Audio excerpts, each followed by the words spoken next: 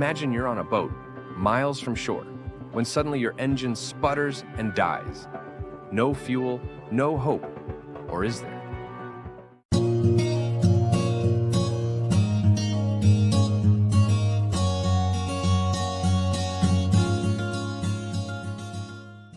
Ladies and gentlemen, welcome to the frontier of green energy innovation, where MIT engineers have been tackling a pressing question. How can we power our ships and submarines without harming the environment?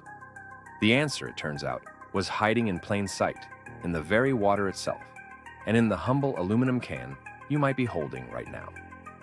These brilliant minds discovered that when pure aluminum meets seawater, it produces hydrogen, a clean, powerful fuel. But nature, ever the trickster, threw up a roadblock. Aluminum naturally forms a protective shield, slowing this reaction to a snail's pace. The solution? A dash of rare metals and, wait for it, caffeine. Yes, the same stuff that powers your morning now supercharges this reaction, turning a 2-hour process into a 5-minute marvel.